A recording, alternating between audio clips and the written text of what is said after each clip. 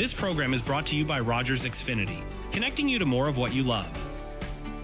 Visit Rogers.com for more details.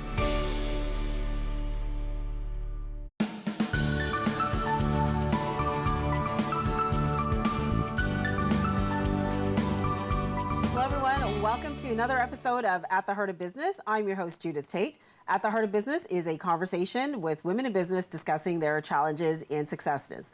My guest today is Diandra Persaud, founder of Chronic Traditions. Welcome, Diandra. Thank you, Judy, and thank you for having me today. Thank you so much for being here. I'm so excited about this conversation. And the reason why I'm so excited is because, Diandra is an Ayurvedic practitioner. Yes. I always have a hard time saying that. Saying it. And I've been working with you for a few months now, and the changes are like mind-blowing. So welcome. Thank you. And I'm very happy to hear that. Yeah, and you're glowing. Yeah. Oh, thank you. I know. Okay. So tell us about your business. So my business, how it came into existence is about 8 years ago. I unfortunately, my career came crashing down. I was a very successful corporate consultant, and all of a sudden, my health collapsed. So that lifestyle, the stress, that fast-paced, and there are a lot of people that are familiar with that, the overwork. It caused a number of health problems. And so at first it started with like electromagnetic hypersensitivity, and I was diagnosed after that with about, I want to say over 11 complex chronic illnesses. And the doctors at the time were saying, Diandra, you're not going to recover. Or if you are going to be able to manage your conditions, it's going to have to be just through medicine or just through, different types of drugs. It's more of a managing and not so much of a actual true healing of the conditions. So that happened to me, and I said to myself, I'm like, I don't think that that's going to be the route I'm going to go down. I don't want to just be another person that manages conditions. And so, went back to my roots, went back to Ayurveda, went back to integrative medicine, and I was able to, through a combination of the two and many different modalities, to recover my physiology over time. And so I either completely reverse conditions or I manage them to the point where I have no symptoms. And a lot of the hospitals, and I had amazing, my medical team was still, they were amazing, but they were astounded. So they wondered, they were like, Diandra, how did you do this? Yeah. Because, we have patients that have been here in our hospital, in this clinic for so long, they weren't able to reverse this, how did you do it? So, and luckily a number of them were a bit open-minded. So they did, take some of the integrative medicine into their practice, which was really lovely. And then I said at that point, am I gonna go back to consulting, or am I gonna completely pivot careers and really help others through that journey? So I went back, I did a master's in Ayurvedic and integrative medicine. And then I opened my clinic in downtown Whitby, and I just opened a new location in Prince Edward County. I saw that. I was like, she didn't tell me that. We gotta talk. You gotta come by. Oh my goodness, Yeah. That's awesome. Well, congratulations on that. Thank you. That's great. Thank you. Okay, so for those who don't know, what is Ayurveda? So Ayurveda is actually the oldest system of medicine in the world. It's ancient Indian medicine. It's traced back over 5,000 plus years and literally almost translates to the total knowledge of life or the science of life. Okay. And so Ayurveda is based on the principles of, you come in, Judith, with your constitution, who you are. You're unique to who you are. Yeah. And there are certain things that can happen in your life, whether karmically, whether environmentally, whether through choices that we make. A lot of the things we do are through our choices, what we eat, what we drink, how we live, what we think. And these things cause imbalances in our physiology. Yeah. Okay, so our original constitution, what we call prakriti, and then our current state of likely imbalances, which we call vikriti. And so what happens is we use different principles that are based on the elements to enable us to figure out where is the imbalance in your body and how can we use certain diets, certain lifestyle, certain herbal remedies in order to bring that balance through the physiology. And I know you would have experienced this too. Yeah. Really cool technique in Ayurveda called Nadi Vigyan.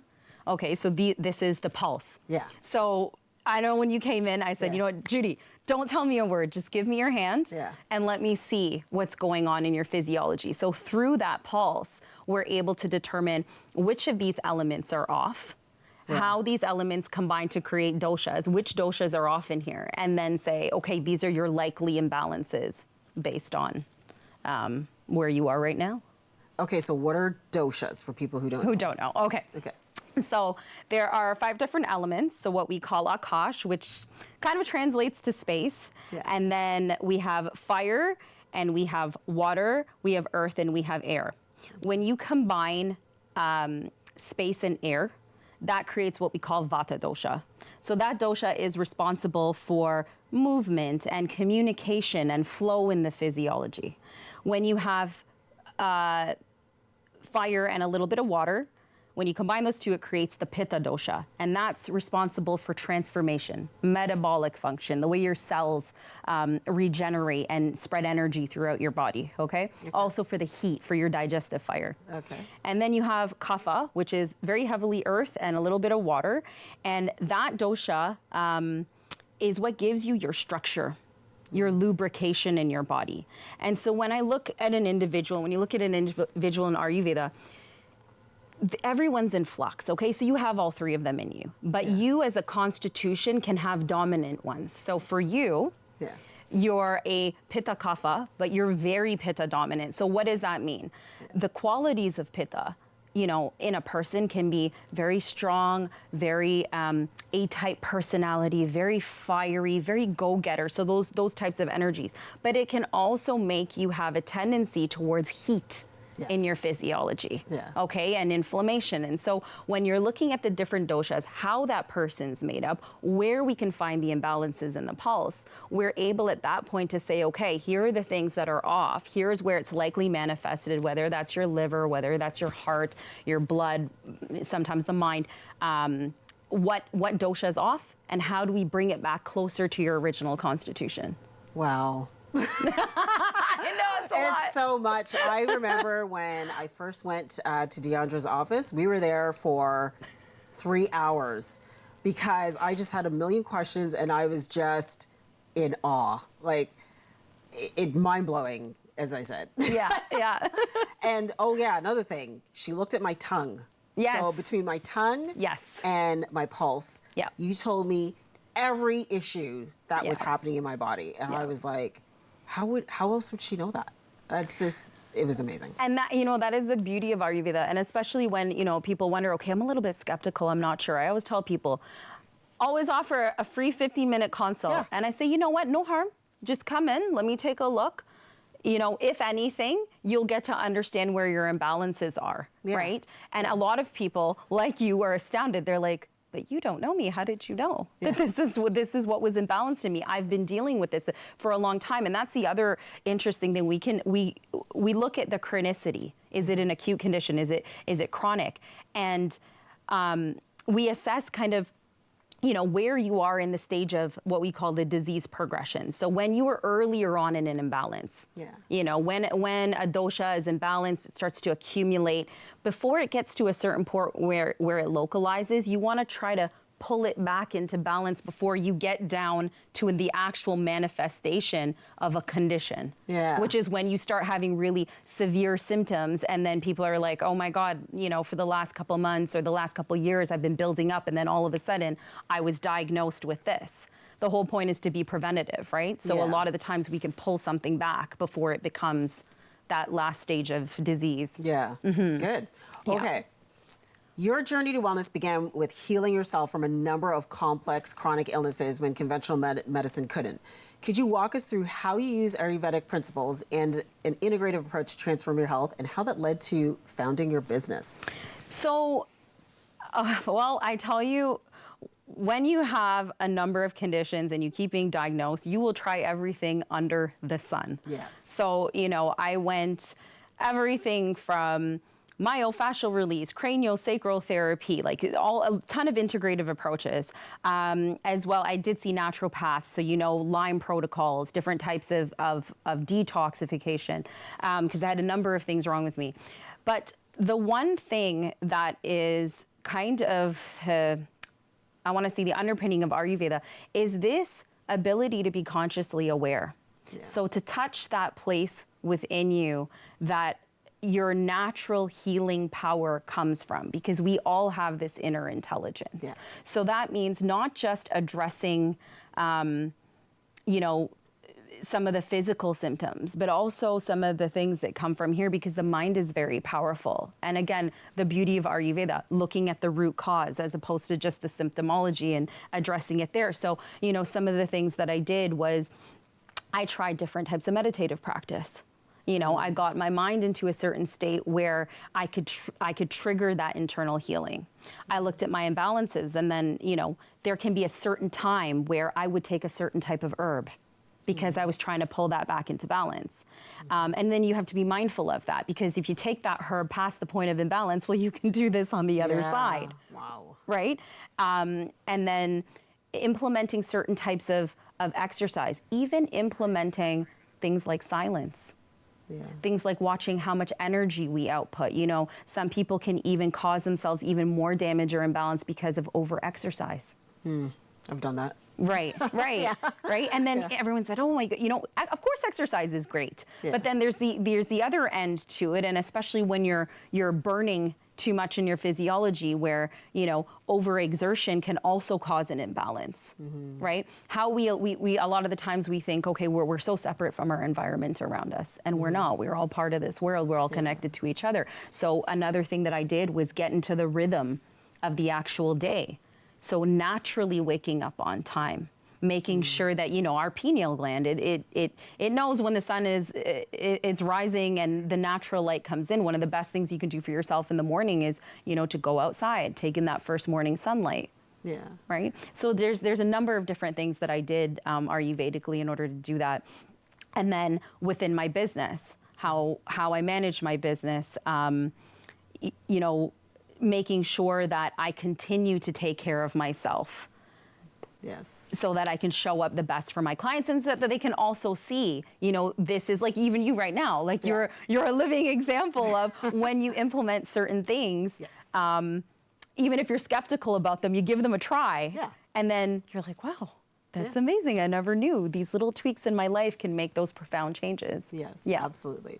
Okay, so you mentioned meditation. Yes. We've got a giveaway. We do. Yes, this lovely meditation cushion. Yes. Okay, so real quick, tell us about this cushion.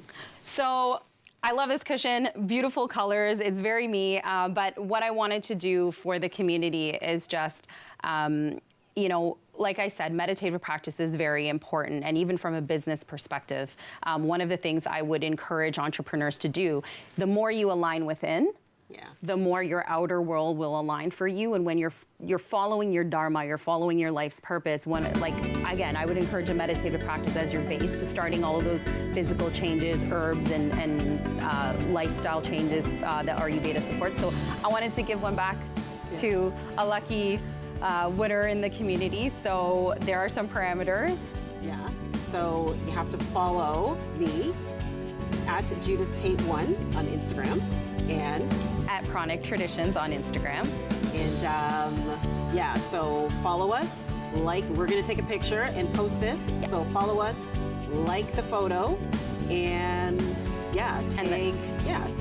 and then tag us. Tag us, and then we'll be able to do a draw, and then we can announce it on Instagram. Yeah. Yeah, perfect. Sounds good. So it'll be a photo that looks just like this.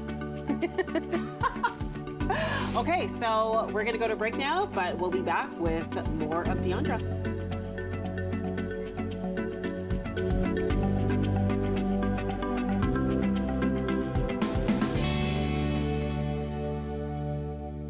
Do I have time for men? Yes, I do. Is it chocolate? Let's party! Ladies, we're gonna do it. We're gonna slay this. Sometimes your breath can be a little on the hot side. It was a little tart. You have this thing that you do with this phone. Don't let this accent fool you. I never trust you around my husband. You don't have one. I'm so confused.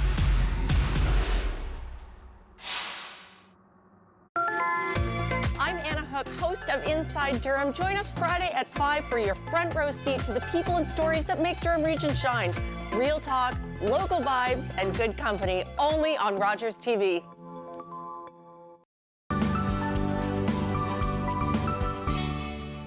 Welcome back to At the Heart of Business, a conversation with women in business discussing their challenges and successes. I'm your host, Judith Tate, and we're going to continue this amazing conversation with Diandra Persaud, owner and founder of Pranic Traditions. Thank you, Judy. All right, so we just did the giveaway. We're going to reiterate that at the end, just to remind people. Okay, so let's talk about Vedic astrology. So astrology is often misunderstood. What is Vedic astrology, and why in the Indian tradition is it considered a science? And two-part question. Okay. Actually, no, three parts. What is the difference between Vedic astrology and tropical? Tropical astrology. Third question. How does Vedic astrology integrate with the Ayurveda, and the other Vedic sciences to promote healing and well-being? Whew, we got 14 minutes. Go. Okay, so Vedic astrology, or what we call Jyotish, is it is the Indian form of astrology. It is considered a science. They're actually degrees. You go to university for this. People complete masters in this. Okay. And why that is, I will maybe refer to a quote from a famous guru, Sri Yukteswar. He says that a person is basically born in mathematical harmony with his or her karma. Okay. And so what that means is your birth here on this planet is not by coincidence. You are here expressing, for example, as Judy, with all of the tendencies and all of the karmas you have into this being that you are, in order to serve a certain dharma or righteous life's purpose, and in order to facilitate certain learnings and a certain expression of self through who you are. And so in order to understand that, it is an actual science. It does pair very nicely with the rest of the Vedic sciences and yogic practices, because you can look at an individual and you can say, what are the things about this person that make them unique? What are the certain things they may experience in their life? And, you know, how can we manage the different aspects of that individual to make sure that they're not falling down the hole of some of those tendencies that may not necessarily be the best for them or the best expression in the world.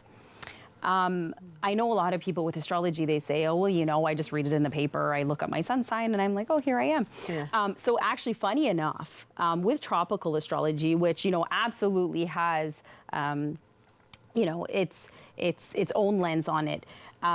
We are based on 27, what we call nakshatras, or constellations that exist astronomically in the sky. And so the way that the time is read is a little bit different. So I usually have identity crises in my office, because a lot of people will find out that their sun sign is not the sign that they thought they were. And so all of the characteristics associated with that sign and how it manifests, they realize, wait a second, no wonder I didn't feel like this my whole life. And not just the sun sign, but your moon, you know, your rising sign, the rest of the planets, they all represent something. And how you can tie that into health, how you can tie that into wellness is that, you know, if you look at the planets, your sun is your guru. It is your soul, actually. It's your atma, okay? It's who you are expressing as the ego that you are. Your moon is your subconscious, okay? So that nature and that part of yourself that is underneath it all. Your rising is like, well, what's that energy that's leading you through life? What is that people first actually take in about you? And through the rest of the planets, they each have their own thing, and how that expresses in an individual, again, is very unique to that person. And so from an Ayurvedic perspective, there are certain positions in your stars that can tell me, do you have a condition that you have a tendency towards? Wow. Do you think a certain way? How do you react to something? What types of energies are supportive in your life and at what time? And so through that, you're able to almost give somebody this really in-depth picture. I love my skeptics. I love the people who have heard about me. They come and I tell them, don't tell me anything about your life, just give me your birthday. And it gives you just this detailed nuance vision of who that person is. And from there, you can help people karma correct. So what are those things you can do differently to get yourself out of certain patterns? Wow. I'm just looking at it like, it is really deep. Yes. Very intriguing. Yeah. Interesting. I think I have a million questions, but we don't have time for that. Okay. So Vedic astrology often provides clarity and direction when conventional planning falls short. Can you share a moment in your healing journey where astrology helped guide a turning point, either personally or how you built your business? Yes. So funny enough, if you look at my stars, the industry I was in before, like business consulting, it's very natural that I have a certain ability in that area, okay, by certain placements and certain things that I come in with. So let me talk to you a little bit about samskaras first. So samskaras are the mental, emotional, physiological, psychological, energetic, and almost subconscious imprints that we come in with karmically, right? Okay. And so, you know, looking at the area of work that I happen to be, you know, good in, it's definitely geared towards healing. It's geared towards, you know, you even have to have, one of my gurus who is my astrology guru, he said that there are certain planets you have to even be able to read a chart. To even be able to do astrology, you have to be born under certain planets to even be able to look at it and to understand it, because it won't be everybody's interest. That makes sense. Yes. Yeah. And so do I have the planets? Yes. I mean, that is my other half of my business is the Vedic astrology. But when I look at, you know, the age of 30, we're not just governed by what is going on planetarily right now. We're also governed by our own unique time period. Okay. And at that time period at 30, when I mentioned earlier that I got really sick, if you look in my stars, you can see that I would have hit that point at 30. Okay. All of the ailments and all of the things that ended up manifesting in me, there are, you know, there's certain karmas we come here that we can change. Like people say to me, oh, you know, like, well, if everything is fated, then how do I change this? And, you know, a famous tantric, Rajeshri Nandi, he said, fate walks here and free will walks here. And so when I got sick, I had the choice to try and heal myself or do things differently, or I could have, you know, just, you know, taken my diagnoses for what they were and carried on that path. But if I look at the time period of my life that I was being governed by certain planets, it shows a natural break in my career and moving on to something else. Wow. Yeah, it can get that detailed for somebody. So what do you need from your clients to give them these readings? So birth information. So the time and place and date that you were born. And I know for some folks that requires them to go back to the hospitals and try to find it. The time that you were born is very important because that determines what we call your lagna or your rising, and how all of the houses, which is where these certain types of things will manifest in your life, it shows us the where. So timing is actually very important. Huh. Yeah. So, okay, here's a question. Oh, I have a million questions. So if someone came to you with a newborn baby, or say just a newborn baby in the hospital, you know the date and time that they're born, can you pretty much predict their life path? Oh, so this is that is such a good question, Judith. Okay. So typically, you know, there's some types of restrictions on what information you give. Okay, so when you look at a baby's birth, you can actually name them according to their moon's nakshatra. In vibrational resonance, there's a syllable that is associated with how you name, which is the best vibrational resonance for that child. Okay. If there's something going on with that kid, especially in birth, it's good to have somebody look at it because they can see, okay, were they born under a malefic planet at a certain time? Was something going on here? So it provides an ability to give a remedy, a correction of some sort, okay? But, and this is the thing, your constitution, even your birth can change based on what? Based on how you were conceived, how your mother carried you, what the stressors were. Yes, you have your own karma, but absolutely does what you were around in your environments, or what today science will call epigenetics, have an impact on you? Absolutely. Because maybe you have a tendency towards quick anger, let's just say that. If you grew up in a more calm, stable, loving environment, will that anger necessarily come to, full expression? Not necessarily. But if you grew up in a very volatile environment, if there were different things that happened, if you surrounded yourself with certain people and you allowed that anger to get out of control, could we see that volatility would be expressed? Absolutely. Interesting. Yeah. Wow. Oh boy, okay. That's really cool. Yeah. All right. So what advice would you give to entrepreneurs about integrating intuition, cosmic timing, or astrological cycles into making business decisions? And from an Ayurvedic perspective, how do you maintain your self-care and sustainable routines? And what practical advice would you share with entrepreneurs trying to do the same? Okay. So first part with the Vedic astrology. So there's some people out there that they want to live their life according to the stars. It's not practical, okay? Because you'll just be trying to make moves when the timing is good. Yeah. Which isn't necessarily the best way to live. I want people to know that you can always transcend your stars. You can transcend those tendencies, okay? Because if you make certain choices and certain decisions to move away from certain aspects of yourself, you can almost karma correct that out, which is what I work with people on, okay? And you can say to yourself, okay, yes, there is, I recently had a client, she decided to undertake, the full program, going through the Ayurveda, going through all the Vedic astrology, and I said to her, listen, in your planets, by September, if you align yourself within, if you align yourself using these modalities, I will tell you the job that you are working for right now, you will change and you'll become a business owner. Okay. And so what happened was she did it, and now she's about to open her own store in downtown Whitby. Oh, nice. So sometimes that realignment within and that tendency to move away from certain things will allow you to realign to find your life path.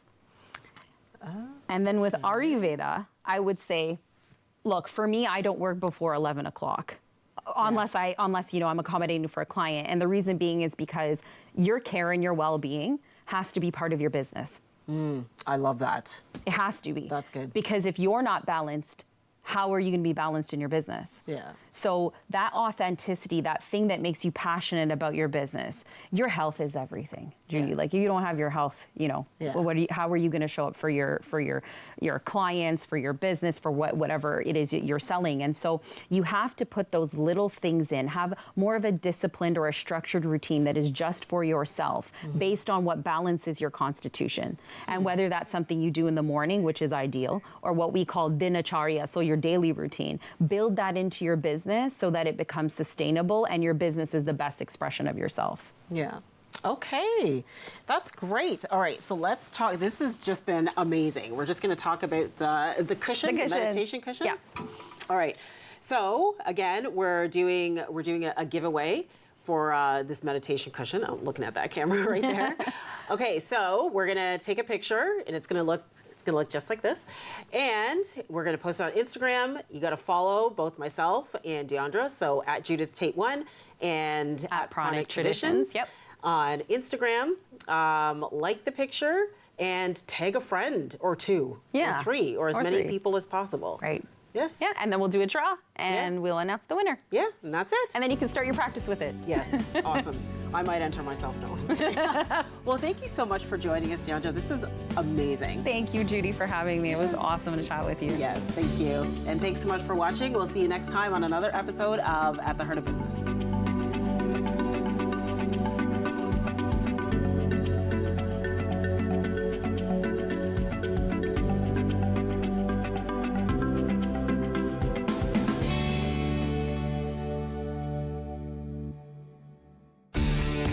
Connect with us by visiting our website or email us at comments@rogerstv.com.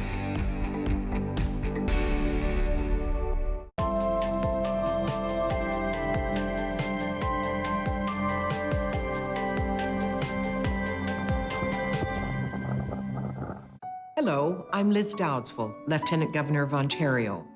In 2008, carbon monoxide, a deadly invisible gas, killed an entire family in our province. That tragedy led to a new law requiring homes with potential CO sources to have alarms.